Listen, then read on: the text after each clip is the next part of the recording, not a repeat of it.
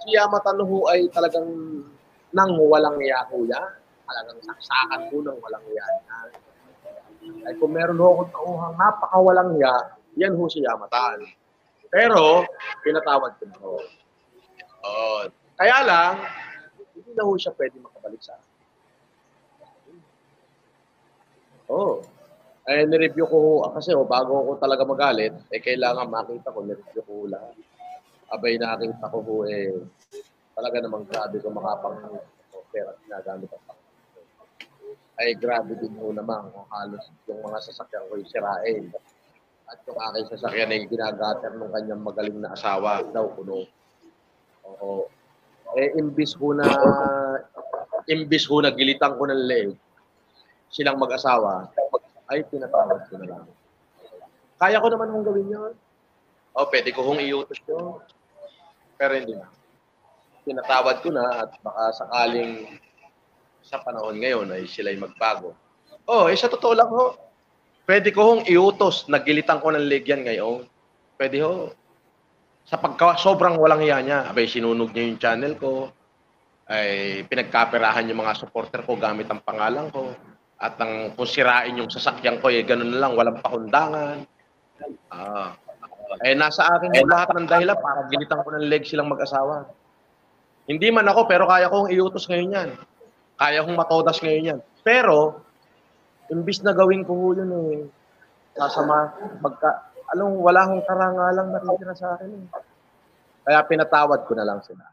Sila ho'y pinatawad ko na at ipinananalangin ko pa na sana maging maayos yung kanilang pamumuhay. Pero hindi na ho sila makakabalik sa akin. At hindi na ho nila ako makakausap ngayon, pag susubukan nila hong lumapit sa akin, pag binaril ho sila ng aking bodyguard, wala na ako magagawa. Kaya sinasabihan ko, sila ho'y napatawad. Napatawad ko na at pinapagdasal ko pa na sana ay mabuhay sila ng mahaba at na sakaling, magkaroon sila ng maayos na kinabukasan. Pero yun lamang ho, hindi na ho sila pwedeng bumalik sa akin at hindi na ho rin sila pwedeng makipag-usap sa akin at hindi ko sila kakausap. Tapos na ho. Ito na ho yung kahuli-huli ang sasabihan ko, yung pangalang Yamatan. Ito na ho ang kahuli-hulihang sasabihin ko yan. Ang kabanata ng kanyang buhay sa akin ay tapos na. Maraming salamat po, kaibigang Surigao nun. Yan ho ay napakawalang niya, pero napatawad ko na ho. Tapos na ho. Ngayon, gusto nyo hong supportahan yung kanyang channel, abay sinasabi ko, supportahan nyo ng channel kung baka sakaling, alam niyo yun, makatulong para mabuhay siya. Pero yun siya'y makabalik sa akin, ulitin ko, hindi po siya naging sekretar. Yun ang totoo. Siya ho ay pinulot ko sa labas ng Grilmedo. Lumapit po sa akin yan, dahil nga ho bagong panganak at walang-wala daw, tinanggap ko naman ho agad. As secretary ko lang ho dati ay si Beth De Leon, si Janice Leandrino, ngayon ho yung mga nasa DILG nang nakaupo. Opo.